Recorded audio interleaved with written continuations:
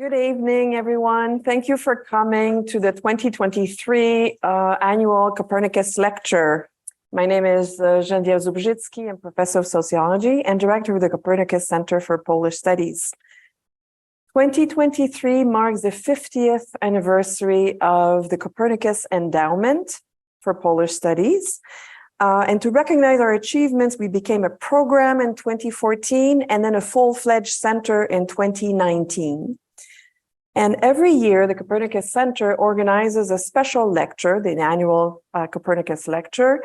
And this year, we organized something quite unusual. We do that once in a while. We invited two outstanding individuals doing outstanding work in Poland, in the Jewish community, but also working with Ukrainian refugees in Krakow. And the event is a companion to an exhibit, a photograph by Chuck Fishman, who was invited by Jonathan Ornstein to capture the refugee experience in Krakow last spring and summer. So we have this exhibition at our Weiser Hall Gallery at the International Institute. I invite you to come. There's also a book, the catalog with many more photographs by Chuck Fishman in that album. There's a preface by Jonathan Ornstein, and there's also testimonies from Ukrainian refugees who were held by the Jewish community in Krakow. The exhibit is free, it's open to the public, it's open on weekdays, Monday through Friday, 9 to 5, and I really hope you can come and see these photographs in person. They are very moving, and they're showing both the Ukrainian experience in Krakow, but also how the Jewish community of Krakow is participating. And this is why the title of the exhibit, Survivors Saving Survivors, is such a powerful one. And so today we invited our dynamic duo here, Jonathan and Chuck, to speak about, Jonathan will speak about, and I'll say a few words about him too, but about the Jewish revival in Poland and especially in Krakow, and his role in bringing back Jewish life to the center of Krakow life, and the role of the JCC Krakow in Poland. It's a key institution for the Jewish revival in Poland, and Chuck photographing the Ukrainian refugee experience. We're delighted to have them both again in Ann Arbor, Jonathan Ornstein and Chuck Fishman, who were here on the occasion of a major conference we organized on Polish Jewish studies in 2017. And for those who don't know him already, Jonathan Ornstein is the CEO, the Chief Executive Officer of the Jewish Community Center of Krakow. The JCC boasts over 850 Jewish members. It welcomes approximately 10,000 visitors a month, and it has become one of Poland's most visible signs of the Jewish revival.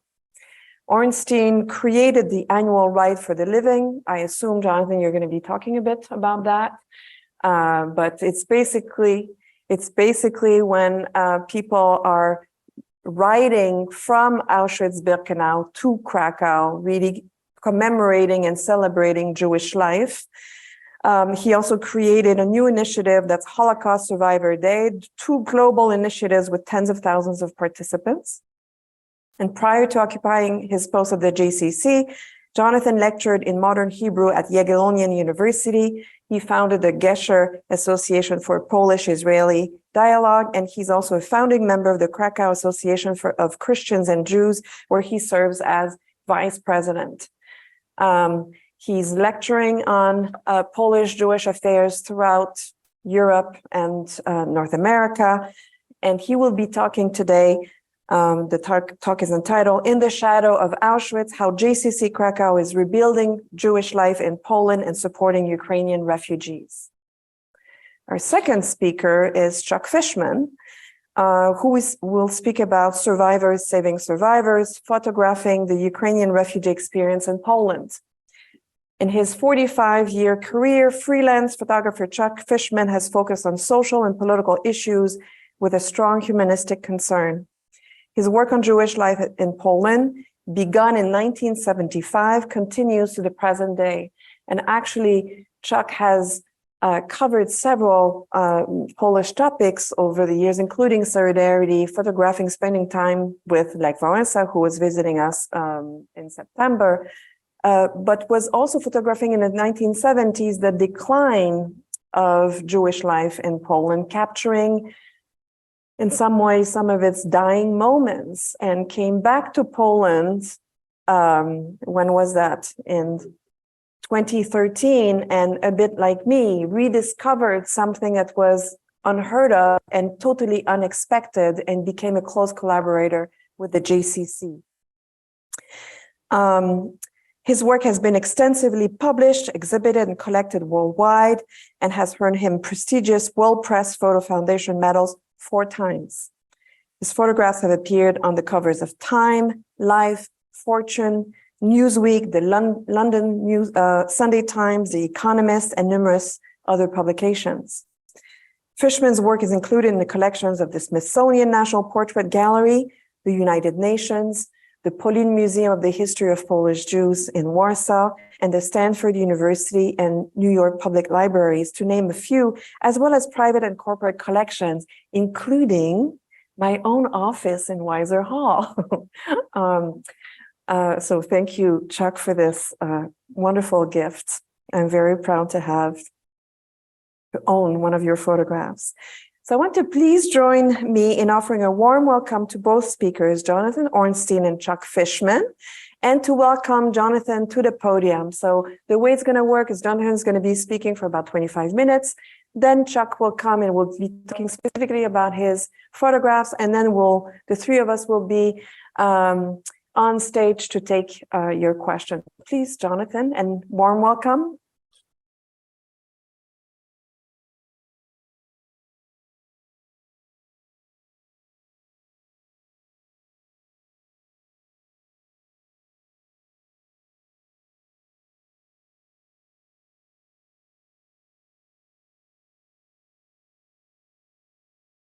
Good afternoon.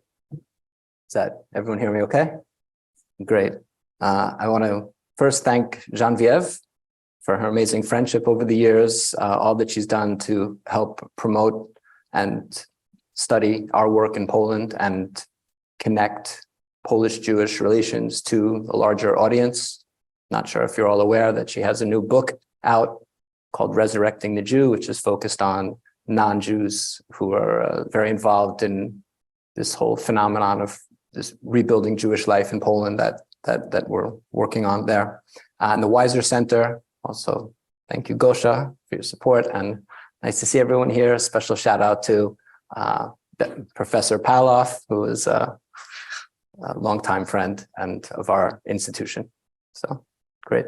So I'm a Jew living in Krakow for 21 years, which means I'm a Jew living next to Auschwitz for 21 years. And living there makes you think about the Holocaust very often.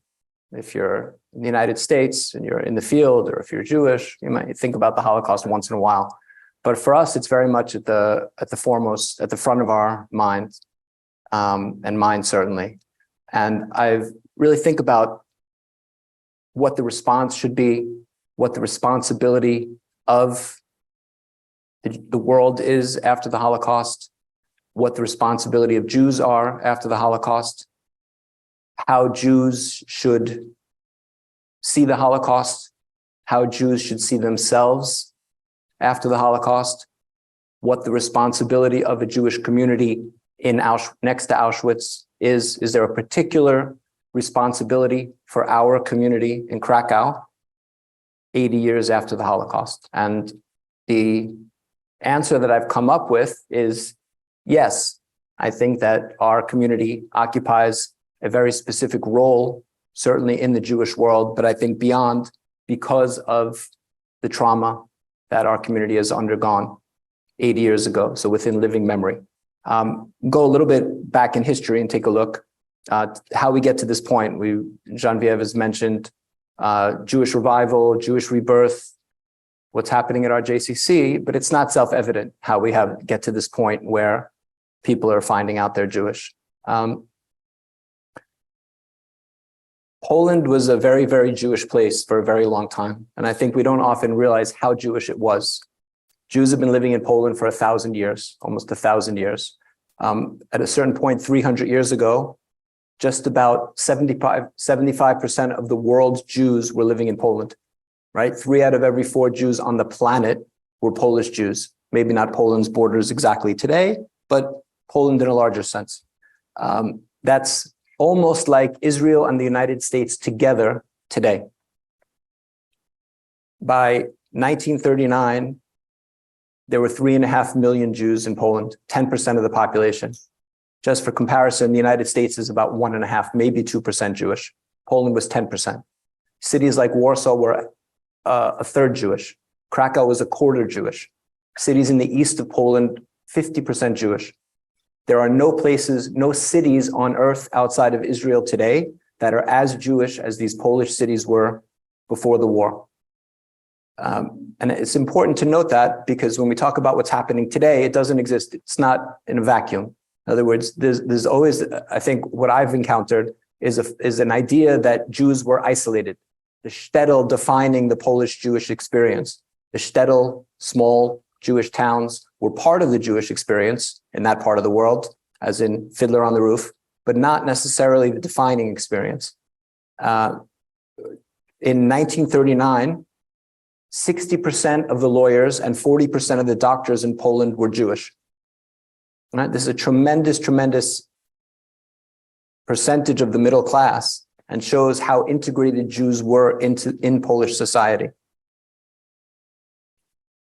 By the end of World War II, after the Germans invade from one side and the Soviet Union invades from the other, over 90%, first of all, 6 million European Jews are murdered. Over half of them were Polish Jews, and over 90% of Polish Jewry has been murdered.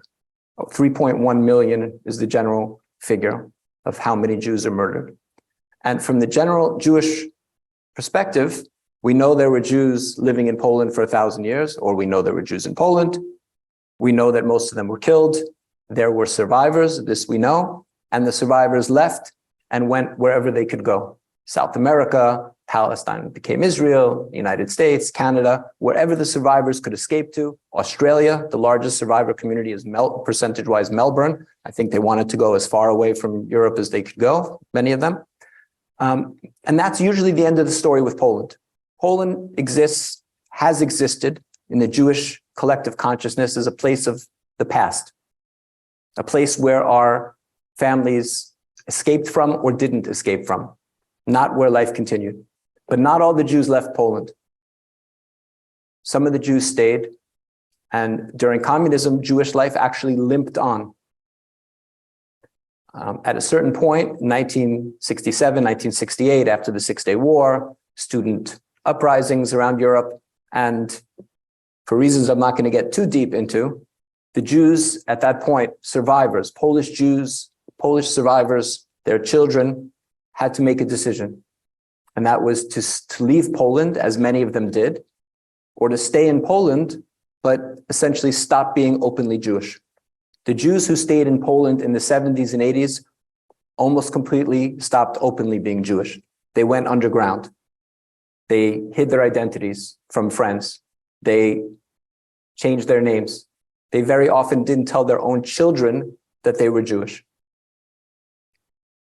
And in the 70s and 80s, which is very relevant for Chuck's period, when Chuck came to Poland, what Chuck witnessed in the late 70s, early 80s was a dying community. A few survivors who couldn't be bothered to hide.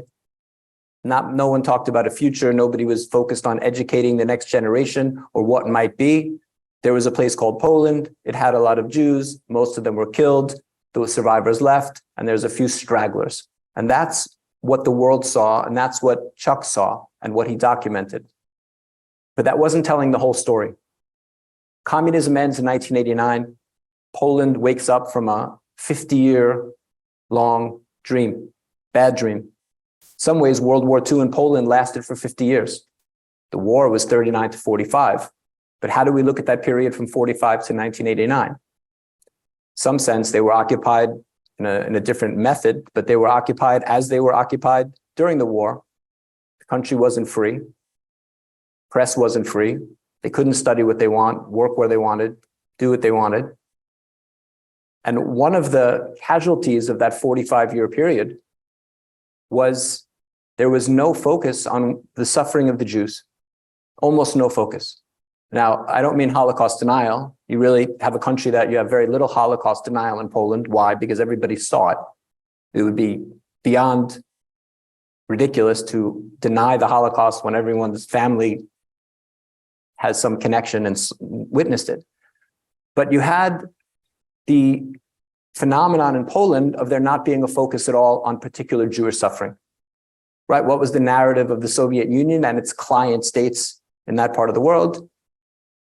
The fascists came in, we saved the world, fascists were after everybody, no particular focus on the suffering of the Jews because the Jews themselves were being persecuted by the Soviet Union. And if you want to persecute a group, you're not going to focus on the suffering of that group. It doesn't facilitate your own persecution. So there was no closure. Nobody from 45 to 89 really looked too deep, and there was no societal reckoning with the Holocaust. So in 1989, this country, Poland, is free, and non-Jews, and this is really what Professor Zhubritsky's book focuses on, non-Jews start to become absolutely fascinated with everything Jewish. They start to write books, they start to play music, klezmer music, they start Jewish studies departments at universities, they open museums, they start Jewish culture festivals, like, fascinatingly, the Jewish Culture Festival in Krakow, which maybe some of you have heard of, the largest Jewish culture festival in the world, in Krakow, Poland, started right at the end of communism and still run by one of the two non-Jews who started it. This is not the most obvious place to have a Jewish culture festival in its 32nd, 33rd year. 1993, Steven Spielberg comes to Krakow and films Schindler's List. And this focuses the world's attention a little bit on Krakow and on the history, and particularly on the Jewish quarter of Krakow, which is the best preserved Jewish quarter anywhere in Europe. We have 7 renovated pre-war synagogues, nowhere else in Europe. Not Prague, not Venice that we talk about. Krakow has the best preserved Jewish quarter in Europe. And there starts to be discussion of a Jewish Renaissance. There's a Jewish Renaissance going on in Poland. What do they mean, a Jewish Renaissance? A tremendous amount of non-Jewish focus on all things Jewish, which, to be honest, for Jews is usually a little scary. Makes us a little nervous. And I think rightfully so. Throughout Jewish history, when non-Jews have paid a lot of attention to Jews, for the most part, it hasn't worked out well. So we're wary. But you have this environment in Krakow, started at the end of communism, based on this deep, deep Jewish history, ignited by Spielberg coming in and filming there, focusing on this neighborhood, which has created the environment that we operate in. We move forward a few years, and Prince Charles, now King Charles, comes to Krakow, meets with Holocaust survivors, wants to help them. They tell him they have all these synagogues, a place to play, but a place to pray, but no place to play. No place to be together like a senior citizen center. Then Prince Charles says, I'm going to help you realize your dream. Goes back to England. They raise some money, gets involved with an NGO in the UK. And they come up with an idea, instead of only serving this Holocaust survivors, that something else is going on. Young people are starting to find out that they're Jewish. Who are these young people finding out they're Jewish? These are the children and grandchildren, great-grandchildren now, of the Polish Jews who stayed, of those who didn't leave, those who went underground, those to protect their families didn't tell them that they were Jewish. And now they're finding out in a newly open democratic Poland. They're finding out in all different ways. They find photos in the attic, people with beards, black and white photos. They realize there were no Amish in Poland in 1939. Something else must be going on. Deathbed confessions of grandparents that said, I promised my parents told me in the ghetto, the last time I saw them, never tell anyone you're Jewish.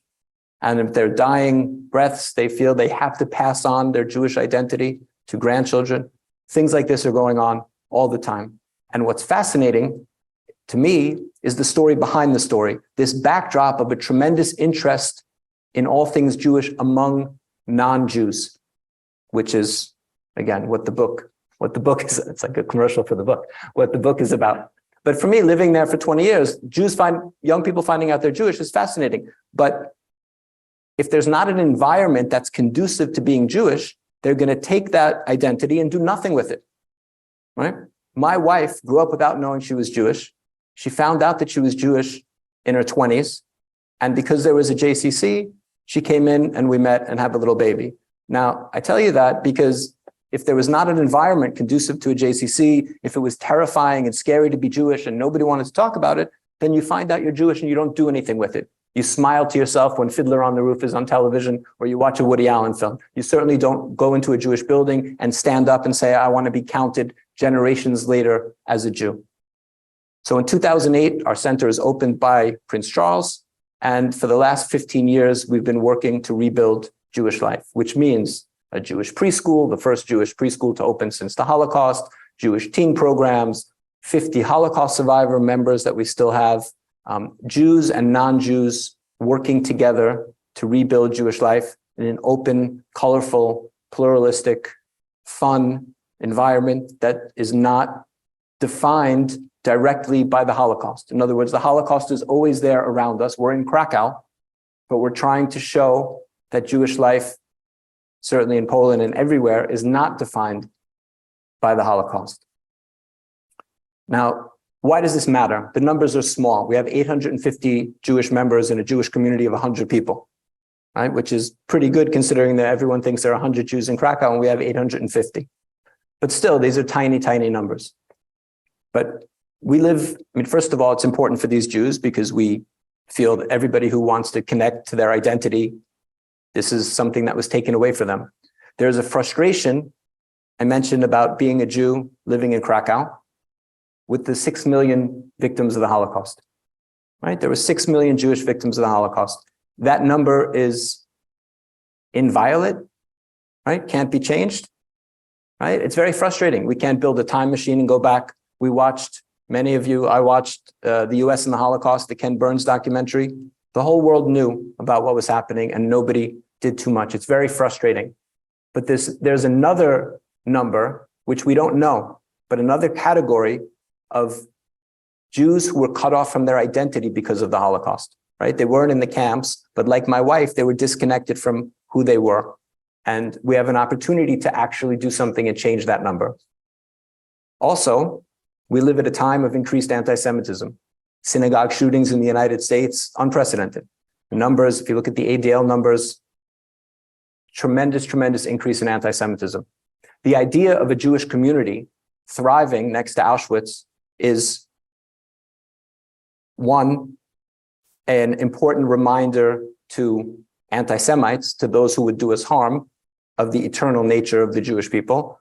Look, Jews have been around 2,000 years. Even after the Holocaust, they're thriving not only in Ann Arbor and Tel Aviv, they're thriving in Krakow next to Auschwitz. But I think it reminds us, it's hard, the challenge, touching on this idea of where does the Holocaust, what role does it play in Jewish identity? It's very difficult. You want to respect and learn about what happened to your people, but you don't want to internalize the victimhood, right? And I think this little JCC doesn't balance the Holocaust. Nothing can. But the idea of going to Auschwitz and then on a Friday and then going to a Shabbat dinner at a JCC and walking right in with Jews and non-Jews, helping to rebuild Jewish life and seeing children singing and survivors sitting there telling stories, I think it more important than it reminds anti-Semites about the eternal nature, if you will, of the Jewish people. I think it reminds us. And that's, I think, more important.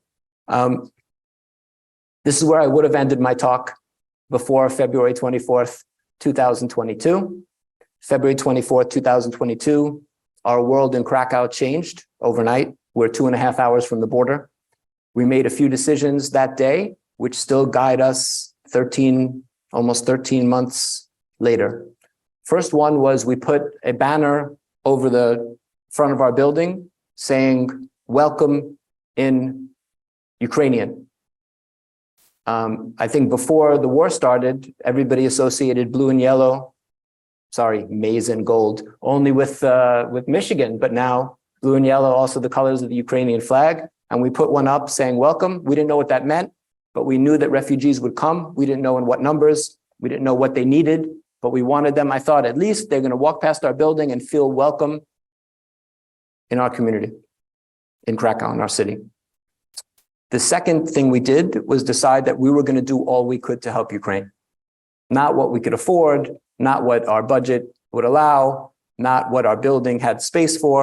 This is a crisis.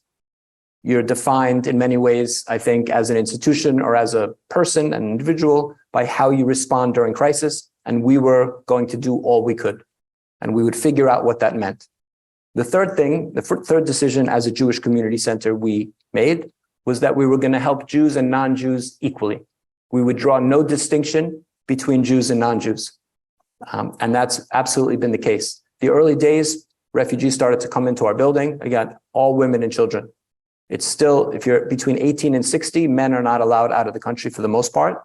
So what we're seeing from day one through now, still women and children, the majority of women and children. People started to come into our center. We set up a little food pantry. More people would come in. People started to send us money. Krakowians started to drop off goods. That grew and grew and grew.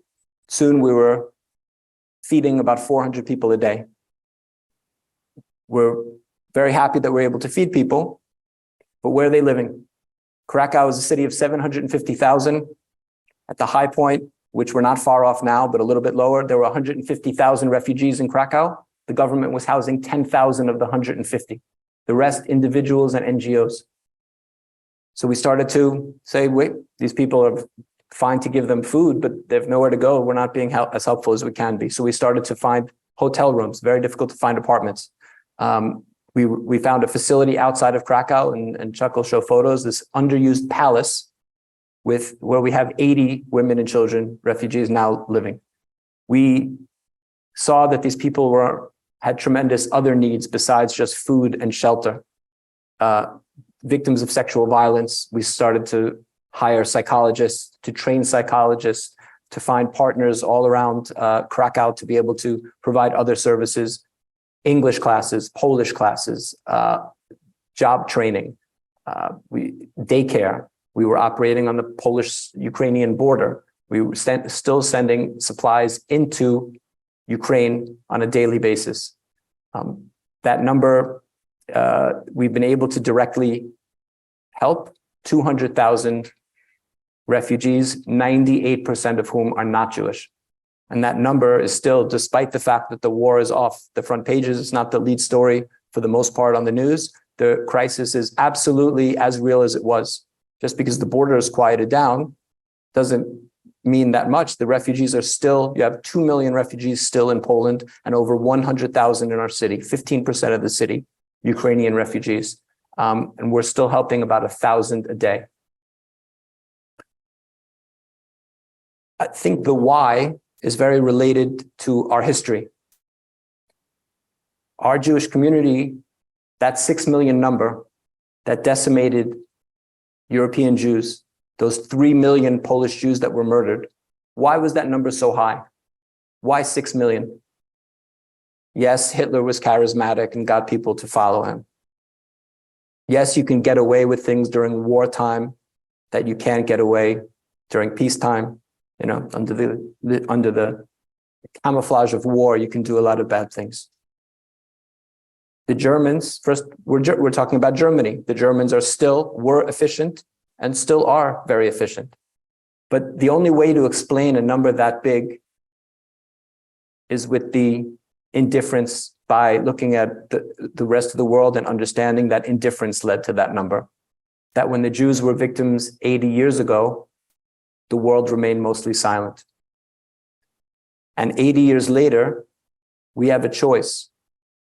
And that choice is to respond to others the way that others responded to us, or to learn and say, wait a minute, if we've gone through this, our people has gone through this suffering, then at the very least, I would hope that the lesson that we've taken is to try to do all we can to prevent it, especially from happening to other people. And I'll just tell you one very quick story, which is, I think of very often when I'm trying to decide how to continue doing what we're doing for Ukraine. And just to give you a sense of the numbers, we've spent 6 times our annual budget on Ukraine. We went from 35 full-time employees before the war to 75 full-time employees now. So we've created a full-on humanitarian aid organization on top of our little JCC. The first month of the war, we had a meeting in our building, as we do every month, of the Hidden Children Association. These are Jewish Holocaust survivors that were all saved, hidden in Poland, and they have an international organization, and we have our Krakow branch. And they meet the last Saturday of every month at 11 o'clock. We're having our meeting, and the room that the meeting in is like from here to this wall across to the free shop where the refugees are coming in, where these women and children are coming in. By the way, 7 days a week, Christmas, New Year's Day, Yom Kippur, we never close the shop because the need is always there. So we're sitting in this meeting, and one of the survivors, who is in her early 80s, was a child during the war, and she stood up. She was saved actually in the Warsaw Ghetto, from the ghetto, and she stood up and she pointed across the room and she said, looking at the women and children, "That was us. They were us." And she said, I want to vote that we take our annual dues, which I think is $12, and donate it to help Ukraine. And one by one, the survivors' hands went up and they unanimously voted to give their annual dues to Ukraine. So it's not a community center that is standing with Ukraine the way that we have been. It's a community, and a community that knows what it's suffering has a particular responsibility to take care and prevent the suffering of others. Thank you.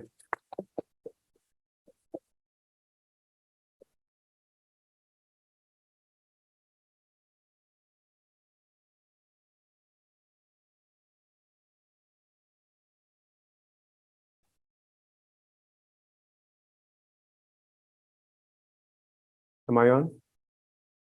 Okay.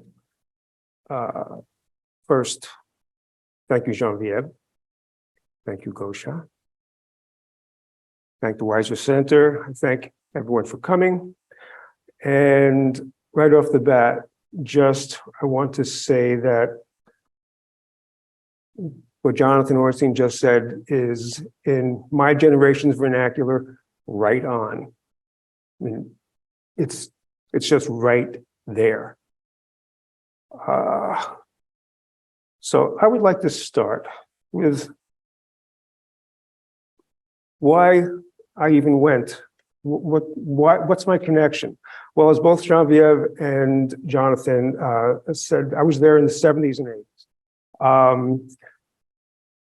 This is 1975. It was literally supposed to be the end of a 1,000-year history of Jewish life in Poland. The fall of communism did change that. So from 75 to 1983, I was back and forth. The work from 78 to 83, I archived until about 11 years ago. No one saw it. This Genevieve has on her wall. This is pictures from the 70s and 80s, the end of a millennium.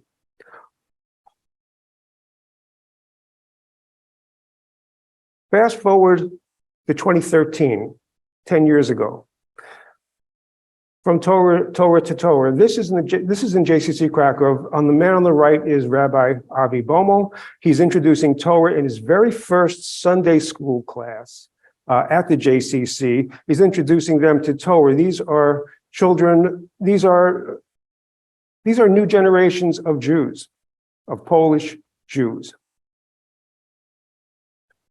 Very quick story, as again, what Jonathan was saying, I don't want to make this too long. The young man in the middle, here he was 22 years old. 4 years earlier, when he was 18 years old, his mother gave him a tiny little box, wrapped up box, for his 18th birthday. He said, "Mom, what's this?" She said, "I don't know. But my mother, your grandmother, gave it to me before she died and said, give this to him on his 18th birthday, not before, and do not open it." So he said, "What's in it?" But she said, "I don't know." Opens up the box, the gold star of David. On the back is "To him with love, Grandma and Grandpa." And he said, like, basically, what the hell is this? And his mother said, "I don't know," because his mother was brought up Polish Catholic. He was brought up Polish Catholic, but even halakhically Jewish. They were both Jews. He wanted to know more about Jewish. What is a Jew? What's this all about? There was a JCC in Krakow where he can go and find out. And he met people like himself. And these young people, some not so young, thought that they were alone initially, but they weren't alone. They started to meet each other. He became interested. He became an active member. This was at a JCC student club party on a Saturday night.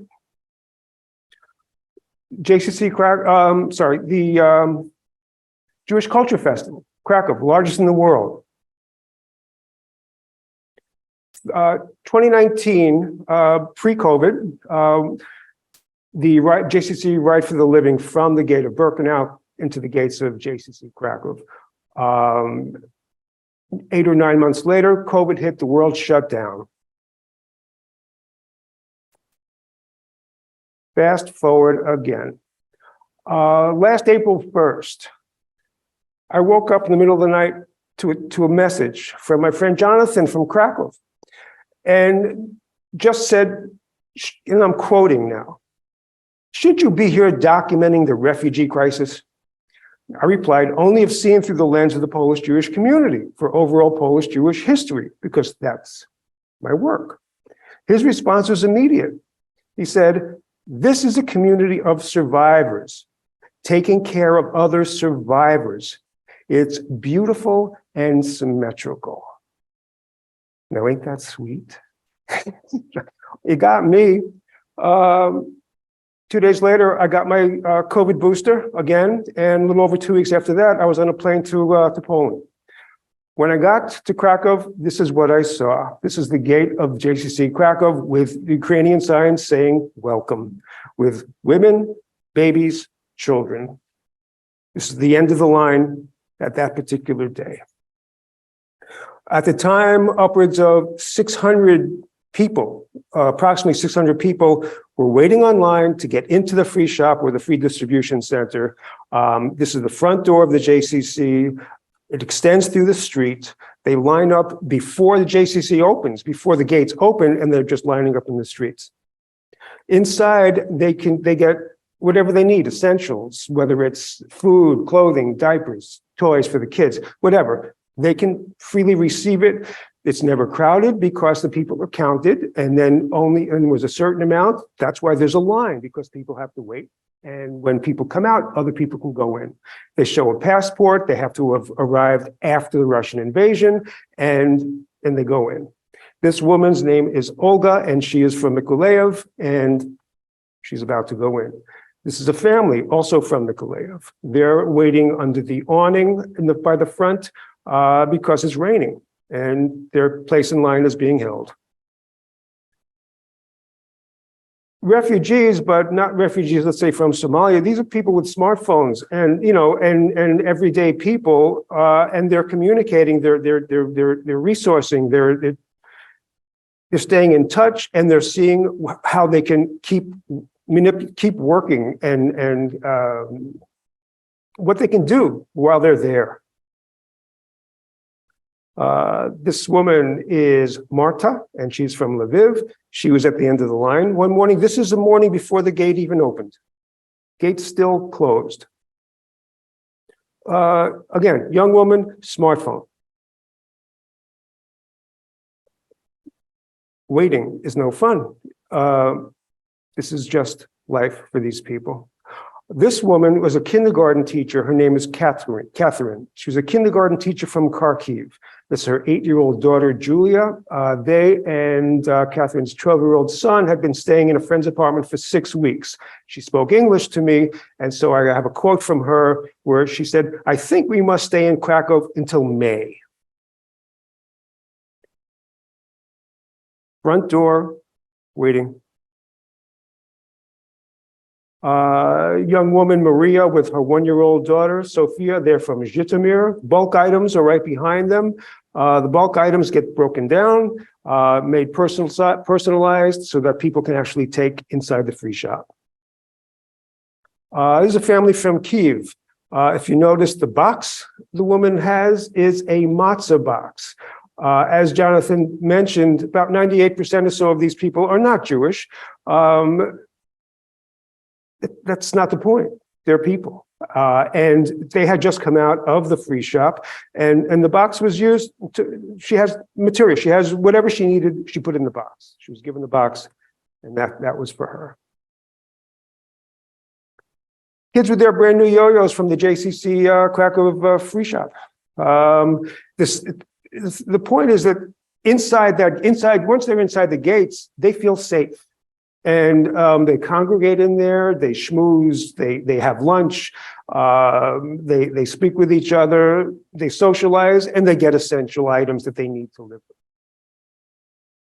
This little girl, her name was Carolina, she's 6, and she was from the city of Severodonetsk, and she is sitting on the Gadułówka bench, which is like happy to chat or happy. And this was the first kind of bench of its kind in Poland that was put inside JCC Krakow courtyard.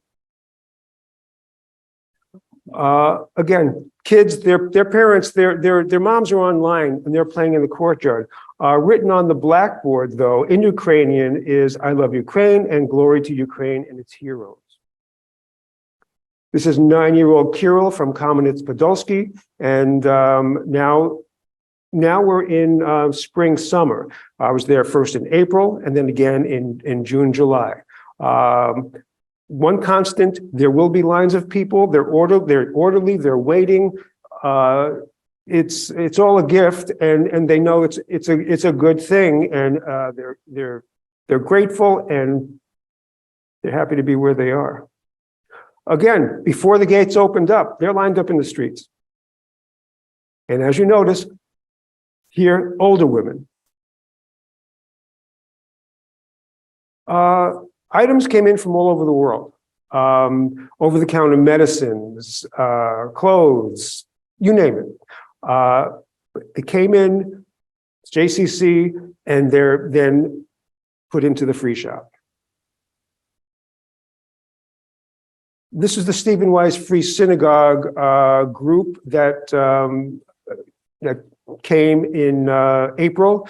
They brought approximately 80 duffel bags filled with clothing, again, everything, items, that most of which stayed for the JCC to give to Ukrainian refugees, some of which they then took to the Humanitarian Aid Center near Shemesh for further distribution. International volunteers. This is like spring, summer.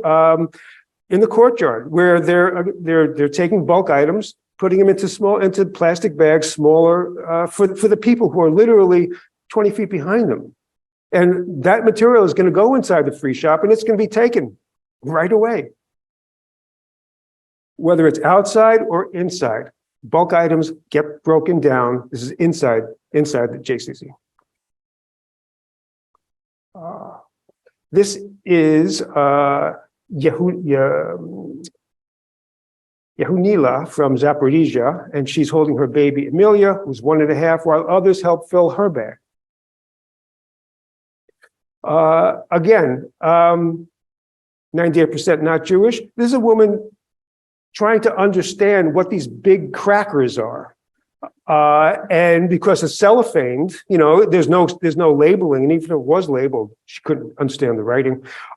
So she was checking out these crackers, and she decided to take them. And of course, this was Passover, and it was matzah. Shoes. If people people left, sometimes with just a suitcase and shoes take up room. They needed clothing, they needed shoes, they needed everything.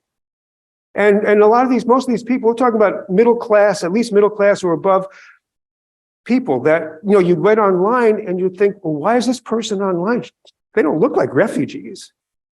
Well, they are, and they were, and they still are. Vitamins or over-the-counter medicines being put in a smaller bag for people waiting. And as Jonathan mentioned, the staff, JCC staff, has increased tremendously. Some still volunteer. Some are volunteers. Some are on staff. This is actually a Ukrainian fellow refugee, but she is volunteering in the free shop.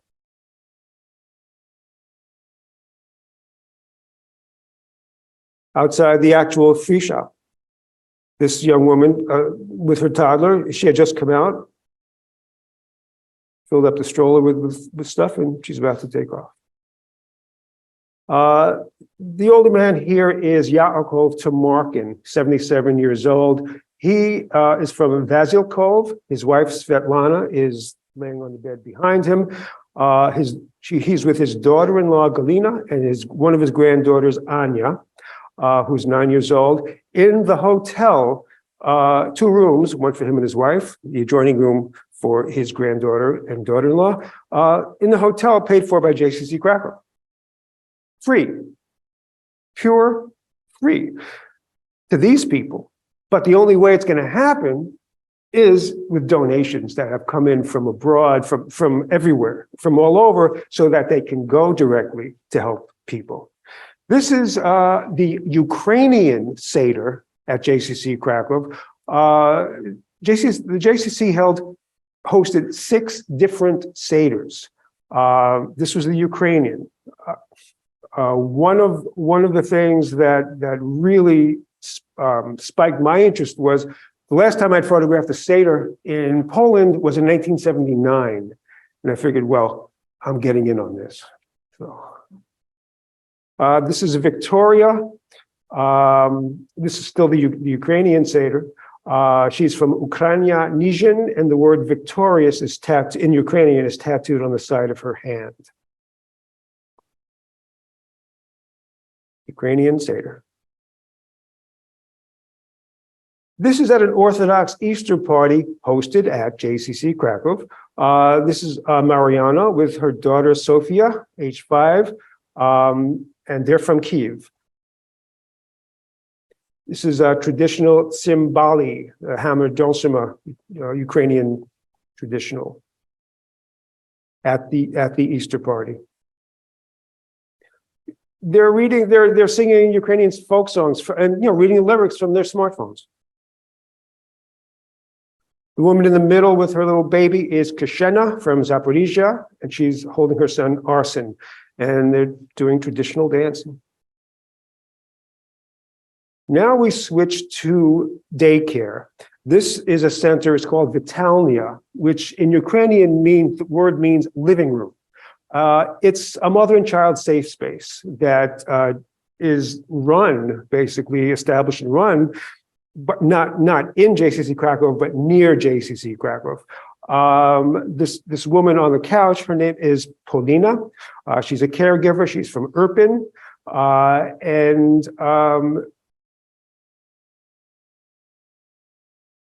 kids feel safe. Their moms feel safe. There's a place for them to be. This is nap time at Vitalnia. Vitalnia not only runs the daycare center. By the way, this is Dasha, who's another caregiver from Kryvyi Rih. Dasha is also learning Polish through Vitalnia's free Polish language classes.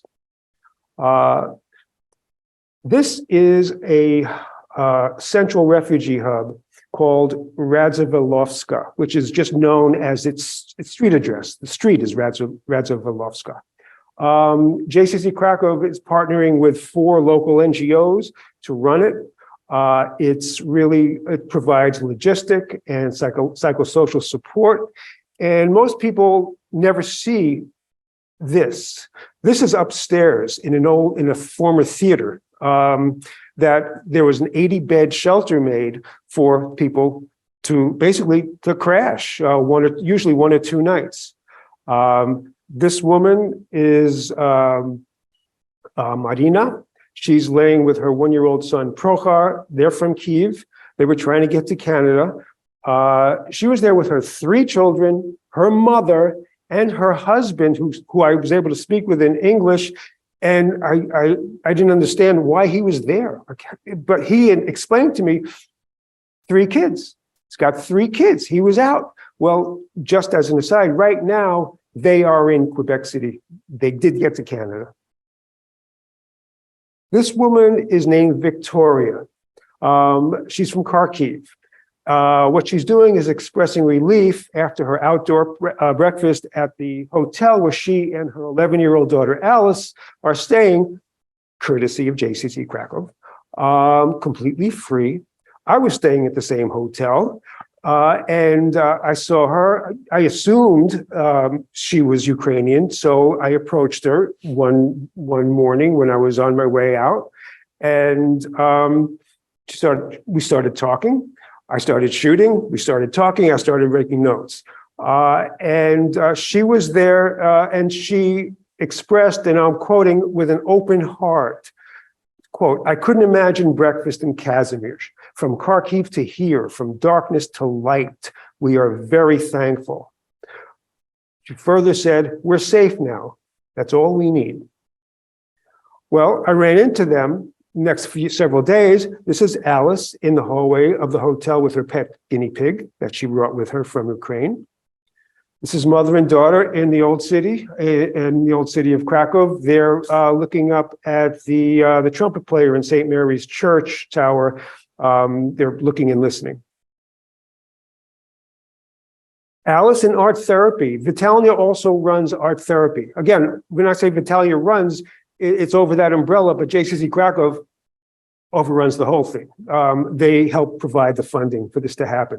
This is an art therapy class. So Vitalia has language classes, daycare, art therapy, a lot. Polish language class.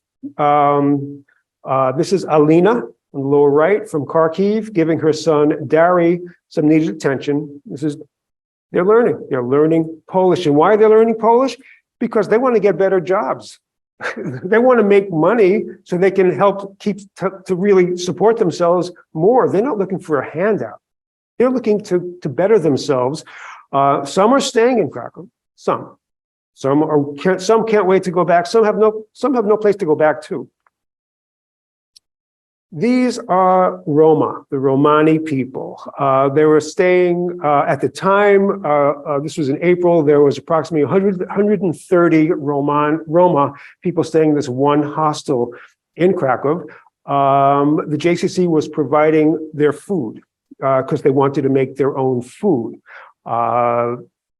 When I first this is Nadia on the left, and they're very expressive people. She was literally exchanging ideas with her friend, another Ukrainian Roma refugee. But they were very open, expressive people. I went back twice within a week. The second time I came back, they treated me like a lost son. I mean, that was the only, it was like, oh, it's the guy with the mask, but not in English. And it was like, come drink. It's like, I wish I could, but I didn't. Okay, 3 generations, mother, daughter, grandma.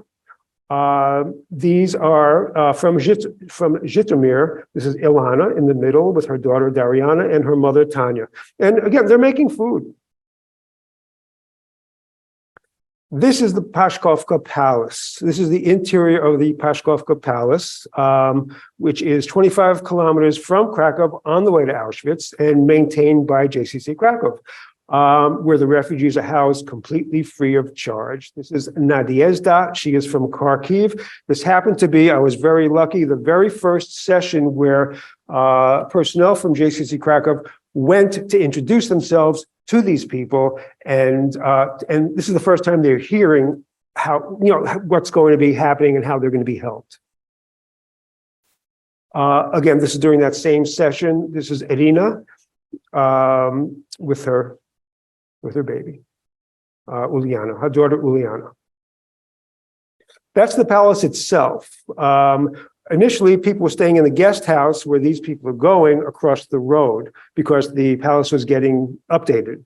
The woman in the lower left is Helenochka with her older daughter behind her. And behind Helenochka is from Venetia, and she's followed by her friend Svetlana from Odessa. Helenochka hanging laundry, to dry.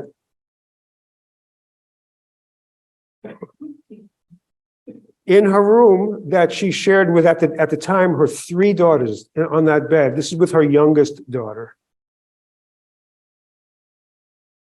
This is Irina, who we saw a minute ago, 2.5 months later, learning Polish. In Paszkówka, still there, learning Polish.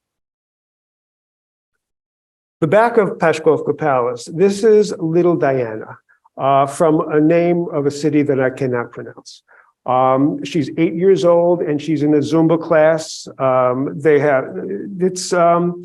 You have refugees, some are sleeping in train stations, some are sleeping in shelters, on mattresses, some are staying in hotels for free, some were staying in friends' apartments, some were staying in a palace. I mean, it ran the gamut. It's all over.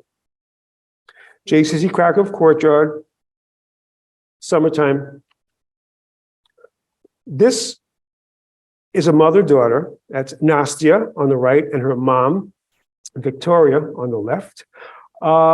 This is their first, Victoria had just arrived in Krakow 3 days earlier. Nastya had been there already a couple of months.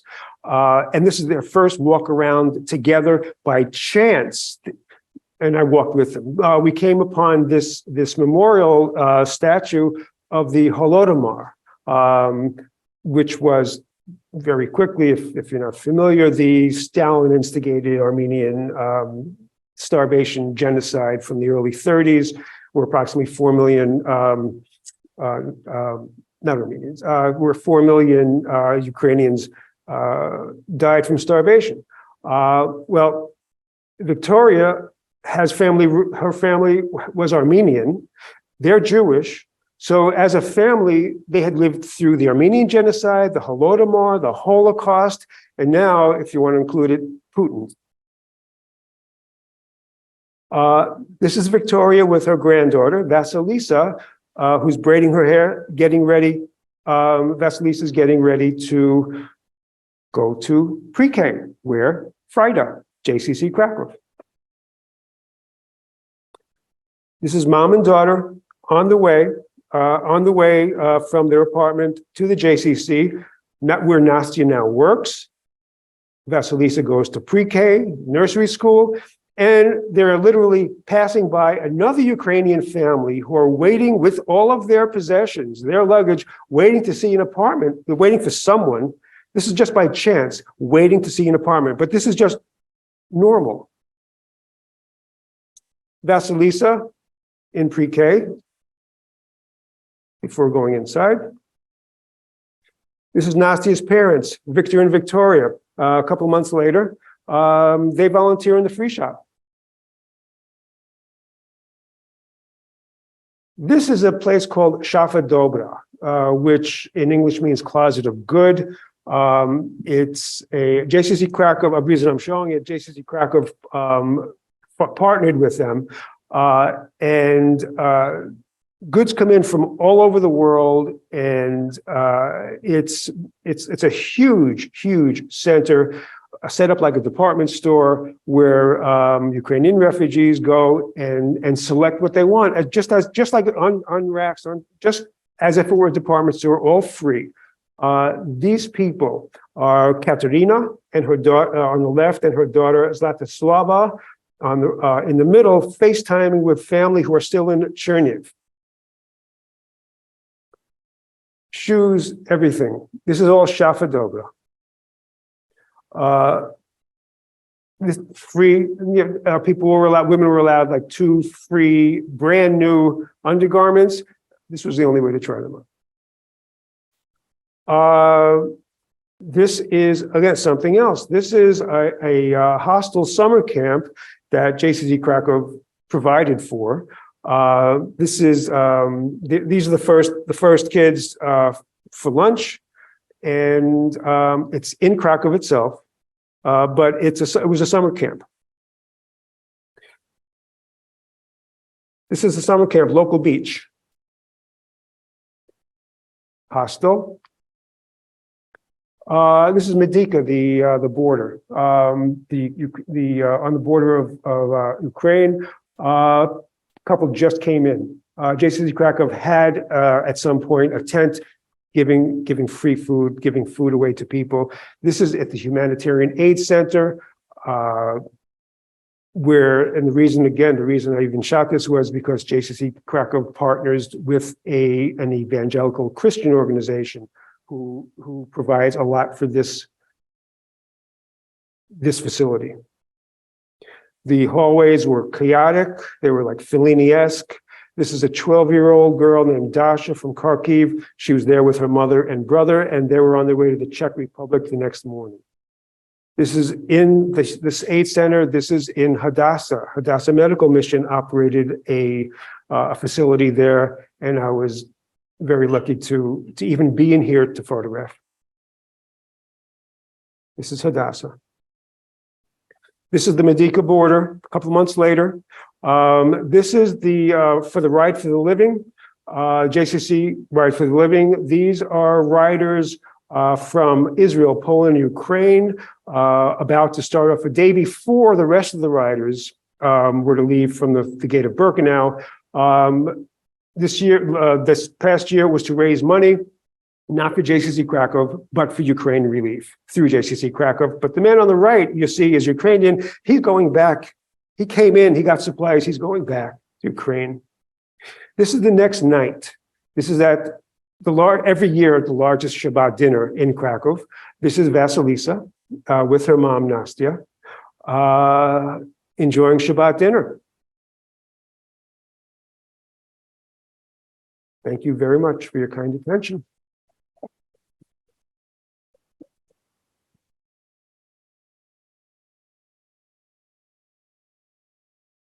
So we have time for Q&A with Jonathan and Chuck. And several of the photos here that Chuck showed are actually part of the exhibits that we have. So I really invite you to come and see them framed on the wall also. Very powerful. So we have people with, we have microphones on each side. So if you want to raise your hand, in the meantime, I'm going to say thank you to both of you for your work. Obviously, what the JCC is doing, to Chuck for documenting this and being here today. We had one question online about how can donations be directed. Good question. Thank you. Maybe you want to say a few words while we bring the microphone to our first. Sure. So first of all, thank you. Thank you, Chuck. The JCC doesn't have any money. We have none of our own money. This is only possible due to the generosity of others who made this possible. And that's, for the most part, there was a lot of the American Jewish community, but not only. One of our major partners right now is the Mormon community that started to support this. So we have a 501c3, which means a Friends of organization in the US, so people can make tax-deductible donations, and it's friendsofjcckrakow.org, and then just /Ukraine. Or if you just get to friendsofjcckrakow.org, you'll find your way to give us money. Thank you. I have a question then. I'm going to ask a question about the relationship between what you're doing for the Jewish community and what you're doing for Ukrainian refugees. You mentioned how it's basically providing humanitarian help just like Jews needed at the time of the Holocaust. This I can see completely, but I was wondering if you can speak about the fact that helping others also strengthen the community itself, the Jewish community, because they participate in a project that's very important and meaningful that links it also to their own history, but together seeing others suffering. Or am I basically, writing this and I think there's two aspects to what we're doing. One is we're helping everybody. We didn't, and helping everyone equally. There are Ukrainian Jews that are now staying in Krakow, that plan to stay in Krakow, including Nastya and her daughter. There's a family there that are Jewish. You had over 200,000 Jews in Ukraine. Many have left. Interestingly, more have left Russia than have left Ukraine, which sort of speaks to the idea of when there's a situation in Russia going on, then the Jews don't feel safe, which I find that fascinating. But anyway, there are over 200 new Jewish members of our JCC have joined our community. And I think that as we move forward as a Jewish community, I think Polish Jewish community will start to look more like Germany, which if you know about what that looks like, the vast majority of German Jews today are from the former Soviet Union. They've been given citizenship by Germany because of the history. And you can spend a lot of time at Jewish stuff and going to Jewish events in Germany and not meet any German Jews. And I think that this is our history as Jews. We move. We have not been bound to place. We often don't have the luxury of staying in a place for very long. The United States and our experience here is an outlier, really. And I think to some degree, Jews have a certain advantage when there's a war like this, because it's baked into our DNA that we're not tied to place. But in terms of our community, yes, to say it in a very glib way, considering the victimhood of Jews in the 20th century in Poland, in that part of the world, it's I think cathartic for our community to be on the other side of the equation. Some degree, right? And not just be victims, poor Jews, and everyone coming to visit us and see, oh my God, there are still Jews in Poland, the survivors. What are you doing here? Isn't it horrible? How can you live next to Auschwitz? Don't you think about it all the time? It's nice to be like, wait a minute, there are others in need, and we're showing it's, I think, the development of a community, that it's not only to be a recipient of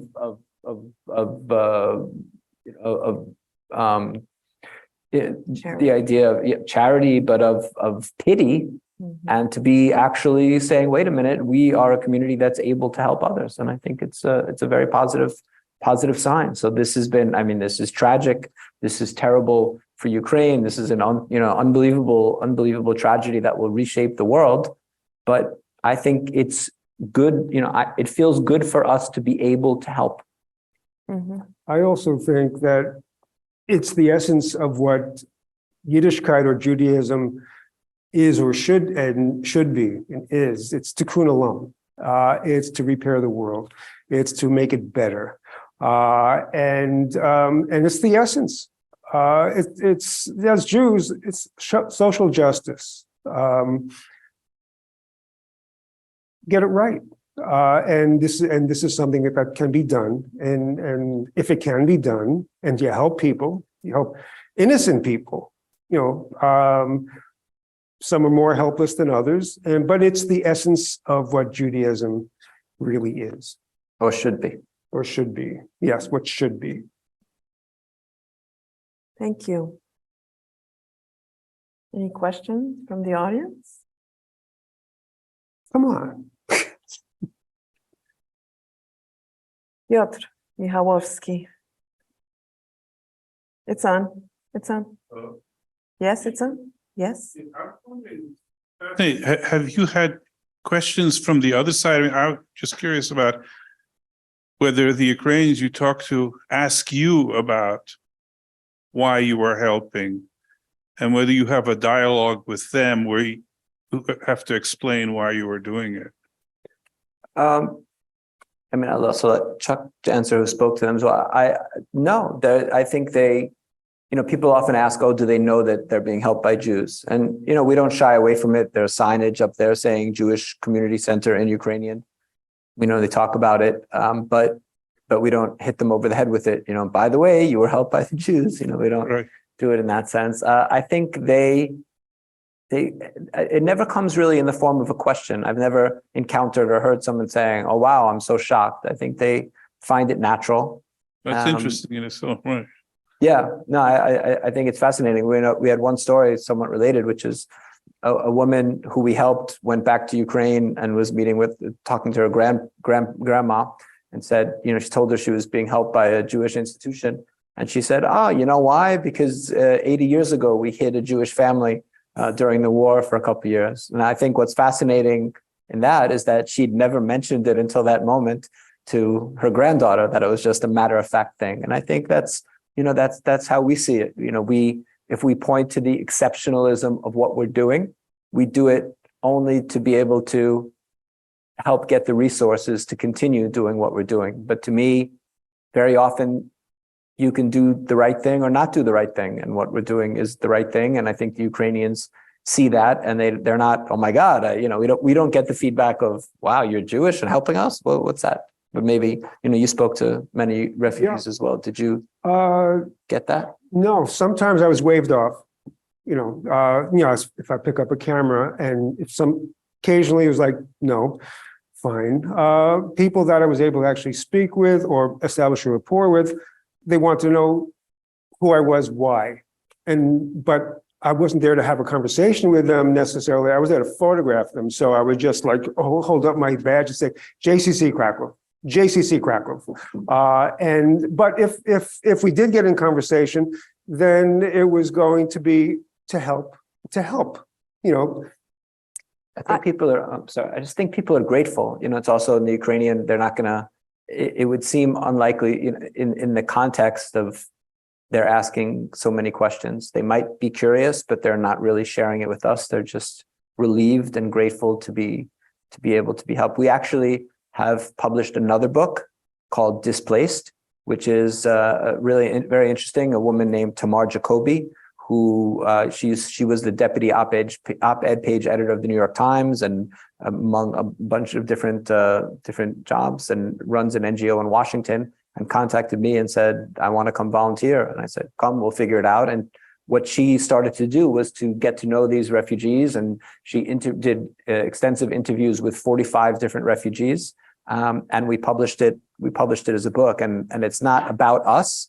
It's just the thing connecting those 45 refugees is that they were all in some sense, in some way helped by our institution. So it's called Displaced, and it's on Amazon. So. I think also, if I may, Ukrainians have been very warmly welcomed overall in Poland, right? So everyone participated.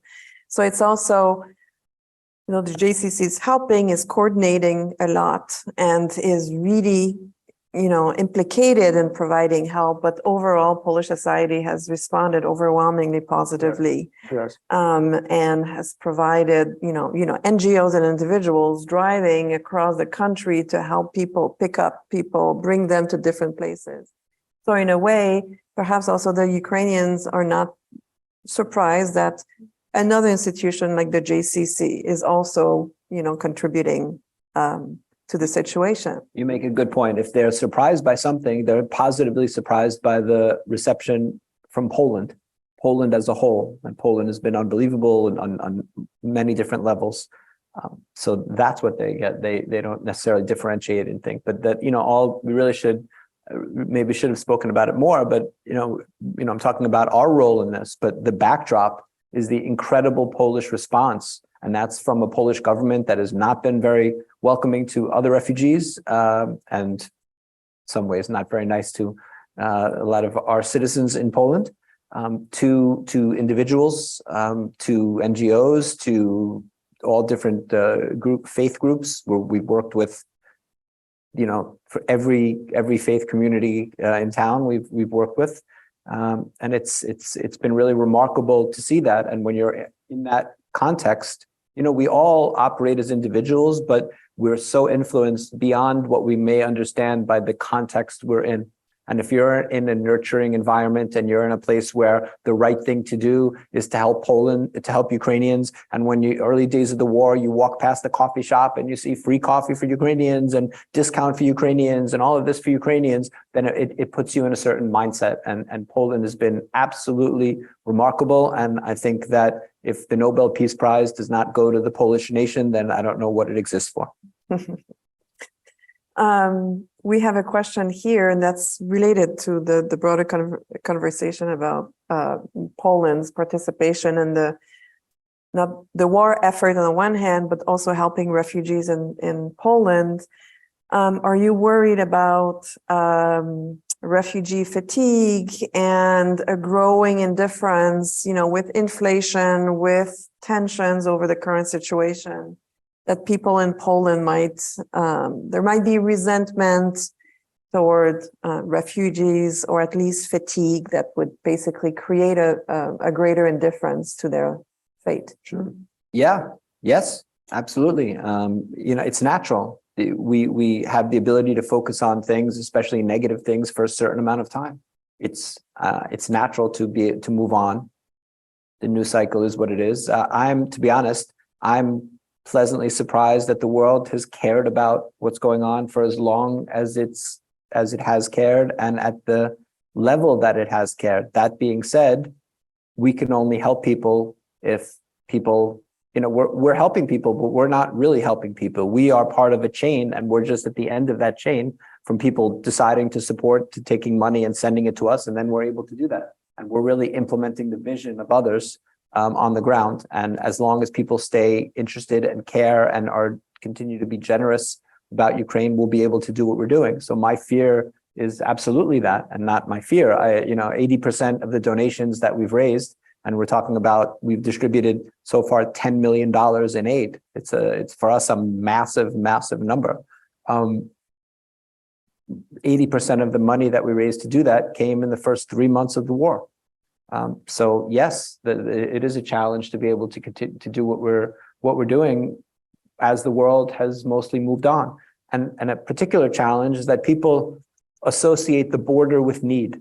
People say, "Oh, the border is quiet, so you guys are you still doing anything?" I said, "Yes, the border is quiet, so we're not operating on the border, but the static population of Ukrainians inside Poland is still in need." And maybe that comes from the idea, maybe from an American perspective, we think if there was chaos at the border or something, that in those early days people would need help, and then but then the government kicks in, and the mechanisms of the government kick in and they start supporting things. Well, the Polish government is picking up healthcare for 2 million people, schooling for 2 million people, allowing the Ukrainians to work.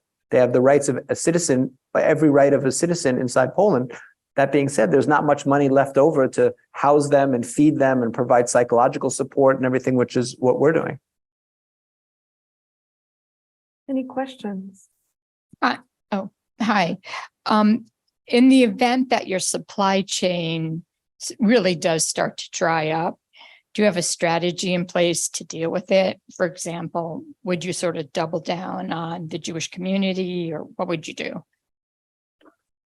I mean, the supply chain means money. We don't need supplies from the United States. We need money, and we can get everything we need there. So as long, I will house as many people as I can house and feed as many people as I can feed. You do start to get into these decisions, though, of do I want to feed 30 more people a day or house 3 more families, and making these decisions, which are difficult for anyone to make. I'm not an expert in humanitarian aid. We've gotten a lot of advice and help from organizations, but yeah, we do have to make choices. We've scaled down. So what we were doing in April is not what we're doing anymore. The numbers are still staggering. We're probably doing 75% of what we were doing then. But we have to make those decisions every day. We can't afford to help everybody, and we're constantly making those choices. The Jewish community is really almost a separate issue of integrating with us. The Jews that are in Krakow, we're helping them in certain ways, but it's more about integrating them into the community and less about feeding and housing. Mm-hmm. We have another question. Yeah, thank you both. I'm fascinated by the story of Jews who did not know that they were Jewish, and discovered. So that's woven into the story you're telling today, both of you in the photographs and in what you were telling. And I'm curious, like, if you could talk a bit about, because there are multiple levels of like self-discovery. They're not only discovering that they're Jewish, they're also discovering that they're Holocaust survivors or children of Holocaust survivors. And can you talk a little bit about like your insight into what that process is like in terms of finding out all those different facets of their past? Yeah, I mean, there's a lot to unpack there. For the most part, if there were two Jews, if there was a couple, a family, and both partners were Jewish, in 1968, they probably left, right? So we're dealing with something even more complicated because they find out that they're from a family where one side is Jewish and almost exclusively the other side isn't. Very few people I know have two Jewish parents in Poland today. So you're getting both sides, right? You're getting what was the Polish experience during the war, what was the Jewish experience during the war. They're inheriting an extra, aspect of it, but not exclusively. So none of them are fully Jewish, and they're not fully not Jewish, right? So they have this both sides of it. Yeah, it's very complicated. I think for us, we try to, maybe it's not exactly answering, and I think it's very, very individual. But you're certainly inheriting the trauma of the Holocaust, right? And that's the thing. And we talk about these days genetic memory and inherited trauma.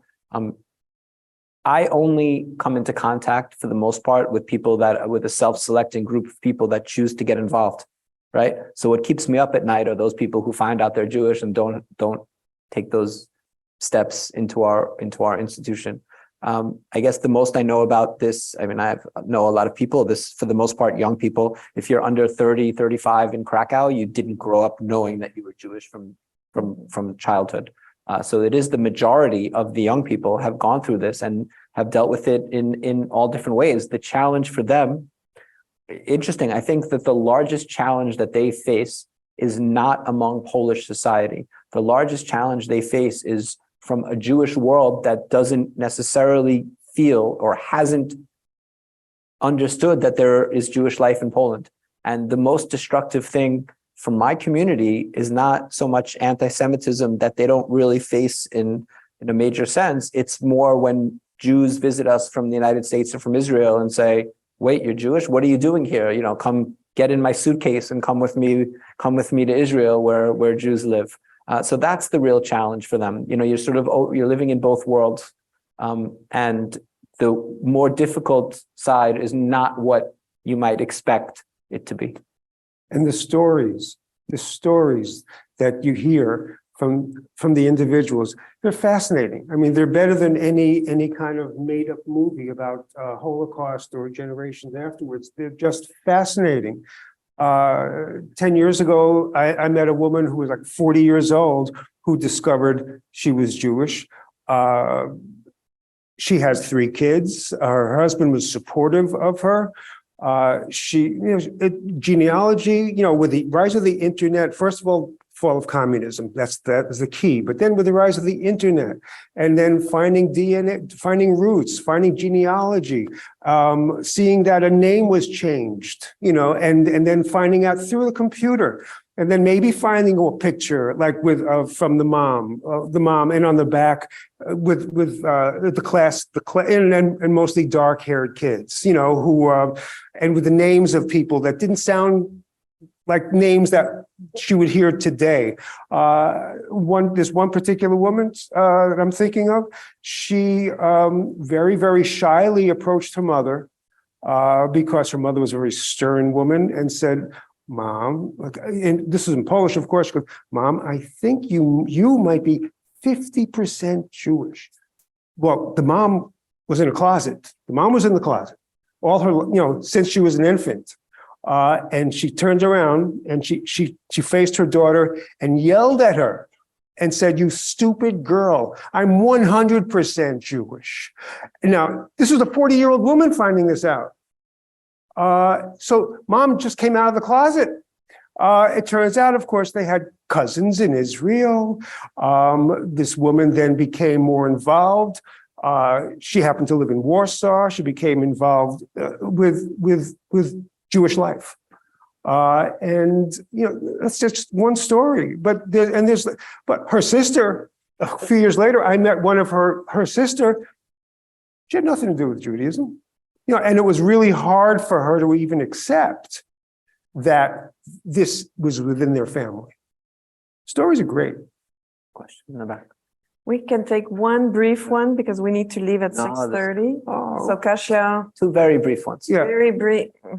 Go. If Chuck stops blabbing. Okay, so we can take them very, very quick and you respond even quicker. Okay.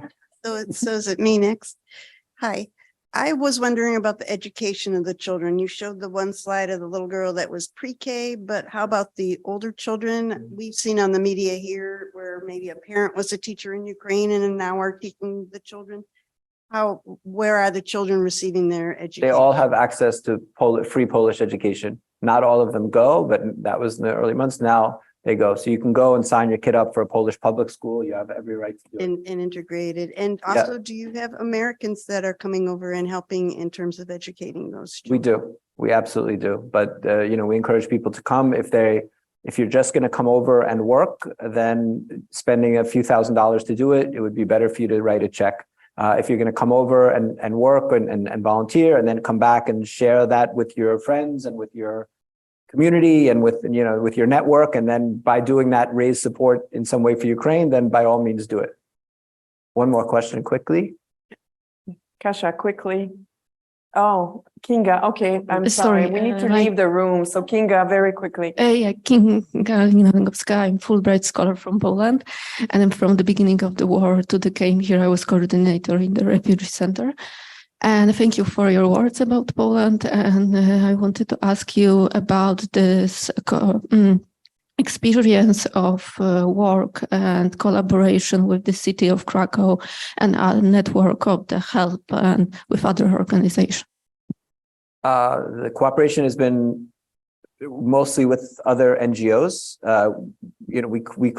We're part of two different networks, one a very small network of NGOs that have banded together, and the other sort of the main body of NGOs, work very closely with other NGOs. This has been, I think, great for the cooperation with the city as well, but the city just doesn't have much resources. So that, there's not a lack of desire for cooperation. It's just that the money they're doing what they can, and that is very limited.